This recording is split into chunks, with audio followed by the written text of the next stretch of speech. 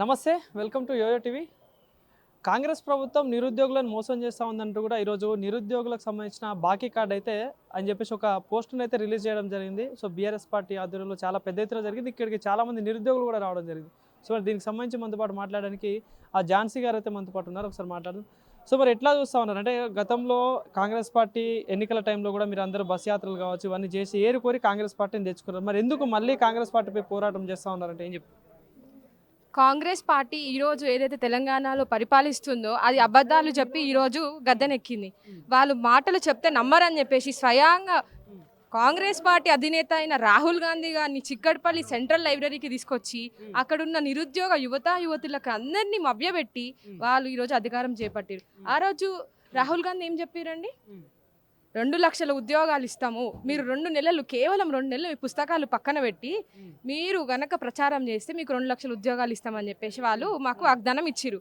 ఛాయ్ తాగిండు, నిరుద్యోగులతో బాతాకాని పెట్టిండు. మళ్ళీ ఎక్కడ పోయింది ఆ బాతాకానీలో పెట్టిన ముచ్చట్లు ఇటు పోయినాయి? రాహుల్ గాంధీ ఎక్కడ పోయిండు?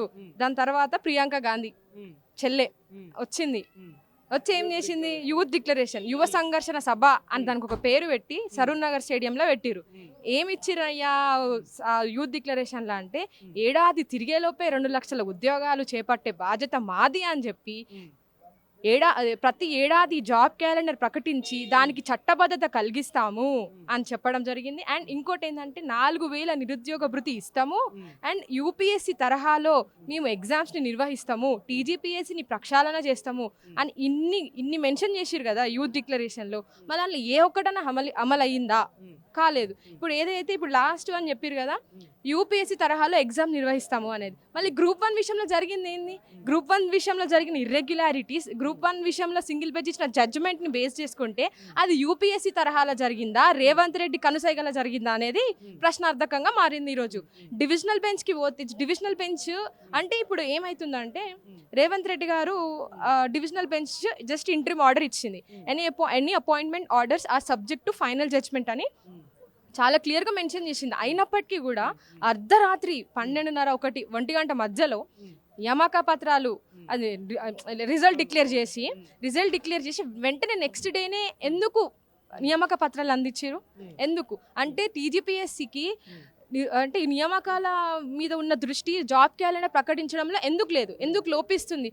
TGPSC is a constitutional body కదా, then why it is acting as a political puppet అనేది మా డౌట్, క్వశ్చన్ మార్క్. ఎందుకంటే టీజీపీఎస్సీ అసలు ఇంత మ్యానిపులేటివ్గా ఎందుకు ఉంటుంది అనేది మా అందరికీ చాలా డౌట్ఫుల్గా ఉంది. And we are not accepting the TGPSC's ఏమంటారు ఇప్పుడు ఈ ప్రాసెస్ ఏదైతే చేస్తుందో వీఆర్ నాట్ యాక్సెప్టింగ్ దట్. నిరుద్యోగులందరూ బీఆర్ఎస్ పార్టీ అంటే దుష్ప్రచారం చేస్తుంది, వాళ్ళ కనుసైగల్లోనే కావాలని ప్రభుత్వంపై తప్పుడు ప్రచారం చేస్తున్నారని చెప్పేసి కూడా కాంగ్రెస్ పార్టీ నాయకులు మాట్లాడుతున్నారు. ఏంటి దీన్ని ఏమంటారు? దీనిపై మీరు కనుక ఒక్కసారి కనుక చూసుకున్నట్టయితే కాంగ్రెస్ పార్టీ ఏర్పడ్డ నాటి నుంచి నేటి దాకా 6 మంది నిరుద్యోగ యువత ఆత్మ బలిదానాలు చేసుకున్నారు. దేనికోసం?